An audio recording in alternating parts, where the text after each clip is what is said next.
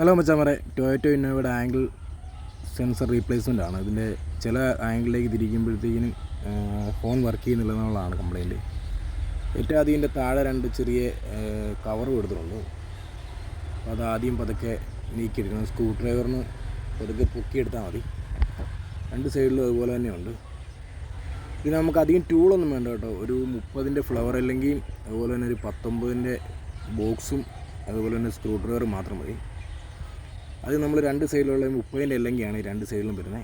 അത് രണ്ട് നൈസായിട്ട് അഴിച്ചെടുക്കുക. അതിനുശേഷം എയർ ബാഗിൻ്റെ അത് പൊങ്ങി പോരും.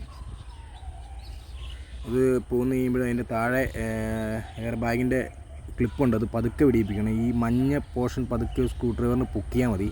മഞ്ഞ പോർഷൻ മാത്രമേ പൊക്കമുള്ളൂ. അടിയിൽ നിന്ന് പൊക്കി കഴിഞ്ഞാൽ പൊട്ടിപ്പോവും.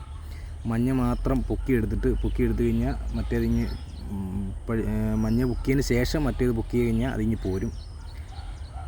കണ്ടോ, അത് സൂക്ഷിച്ചെടുക്കണം. അതുപോലെ തന്നെ വളരെ സൂക്ഷിച്ചെടുക്കണം കേട്ടോ. അതുപോലെ തന്നെ ഹോണിൻ്റെ ക്ലിപ്പ് അകത്തുനിന്ന് പിടിപ്പിക്കണം. അത് രണ്ട് പിടിപ്പിച്ച് കഴിഞ്ഞാൽ എയർ ബാഗിൻ്റെ അതിങ്ങ് പോരും. അതങ്ങ് മാറ്റി വെക്കുക, സൂക്ഷിച്ച് എവിടെയെങ്കിലും വെക്കുക. അത് കഴിഞ്ഞ് 19-ൻ്റെ ബോക്സ് എടുത്തിട്ട് സ്റ്റീറിങ്ങിൻ്റെ നട്ടഴിക്കുക. 19-ൻ്റെ ആണ് ഇന്നോവയുടെ. അതഴിച്ചിട്ട് പതുക്കെ സ്റ്റീറിങ് പൊക്കിയെടുക്കുമ്പോൾ വയറൊന്നും നോക്കണം. എയർ ബാഗിൻ്റെ വയറൊക്കെ പതുക്കെ സൂക്ഷിച്ച് ചെയ്യണം. അതിനുശേഷം ഇതാണ് സംഭവം. ആംഗിൾ സെൻസർ എന്ന് പറയുന്ന സംഭവം ഇതാണ്. അപ്പോൾ അത് ഊരുന്നതിന് മുമ്പ് അതിൻ്റെ അടിയിൽ ആ കവർ ഊരണം. അതിന് രണ്ട് സ്ക്രൂ അപ്പുറം ഇപ്പുറം ഉണ്ട്. പിന്നെ അത് കൂടാതെ തന്നെ അതിൻ്റെ താഴെവശത്ത് ഒരു സ്ക്രൂ ഉണ്ട്. അത് ഊരി അത് കവർ മാറ്റി വെച്ചതിന് ശേഷം അതിൻ്റെ കപ്ലിങ് രണ്ടെണ്ണം ഉണ്ട്, അത് പിടിപ്പിക്കണം. അത് ചുമ്മാ ലോക്കാണ്, എടുത്താൽ മതി. അതിന് ശേഷം ആംഗിൾ സെൻസറിൻ്റെ 3 ലോക്കുണ്ട്, അതും പ്ലാസ്റ്റിക് ലോക്കാണ്. ജസ്റ്റ് ഉണ്ട്, ഇതുപോലെ ഒന്ന് പിടിപ്പിച്ച് കഴിഞ്ഞാൽ അതിങ്ങി പോരും. അത് എടുത്ത് കഴിയുമ്പോൾ ഇതാണ് സംഭവം. ഇതിൻ്റെ അകത്താണ് ഹോണിൻ്റെ കംപ്ലയിൻറ്റ് വരുന്നത്. അത് ചില ആംഗിളിലേക്ക് തിരിക്കുമ്പോൾ ഹോൺ വർക്ക് ചെയ്യത്തില്ല. നേരെ വെക്കുമ്പോൾ വർക്ക് ചെയ്യത്തില്ല. ചിലപ്പോൾ വലത്തോട്ട് വെക്കുമ്പോഴേ വർക്ക് ചെയ്യത്തുള്ളൂ, അല്ലെങ്കിൽ ചിലപ്പോൾ ഇടത്തോട്ട് വെക്കുമ്പോഴേ വർക്ക് ചെയ്യത്തുള്ളൂ. തിരിച്ച് പിടിപ്പിക്കുന്ന അതുപോലെ തന്നെ നമ്മൾ പുതിയത് മേടിച്ചിട്ട് അതുപോലെ തന്നെ ഒറ്റ പ്രസ് ചെയ്ത് കഴിഞ്ഞാൽ സംഭവം 3 ലോക്കേ ഉള്ളൂ. 3 ലോക്കും അതുപോലെ തന്നെ വീഴും. അത് വീണ് കഴിഞ്ഞാൽ നമ്മൾ ഊരിയ പോലെ തന്നെ ആദ്യമേ ആ അടിയിലത്തെ കവർ വെക്കുക. അതിനുശേഷം ആ മുകളിലത്തെ കവർ വെക്കുക.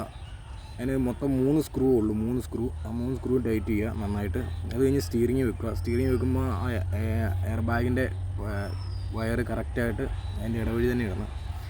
സ്റ്റീറിങ് നല്ലതായിട്ട് മുറുക്കണം കേട്ടോ. അടിപൊളിയായിട്ട് നല്ല സ്ട്രെങ്ത്തിൽ മുറുക്കണം.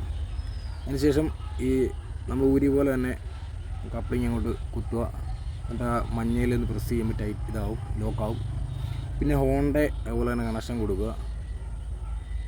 ഹോണിൻ്റെ അത് അകത്താണ് ക്ലിപ്പ് വരുന്നത്, അത് കപ്ലർ വരുന്നത്, അത് അങ്ങ് കുത്തുക. കുത്തിയതിന് ശേഷം നമ്മൾ നേരത്തെ ഊരിയ പോലെ തന്നെ ഇതങ്ങോട്ട് വെച്ചിട്ട് രണ്ട് സൈഡിലെ 30-ൻ്റെ ഫ്ലവർ അല്ലെങ്കിൽ ടൈറ്റ് ചെയ്യുമ്പം ഈ എയർ ബാഗ് അവിടെ ഫിക്സ് ആവും. അത്രേ ഉള്ളൂ സംഭവം. ഈസിയാണ്, എല്ലാവർക്കും ചെയ്യാൻ പറ്റുന്നുള്ളൂ.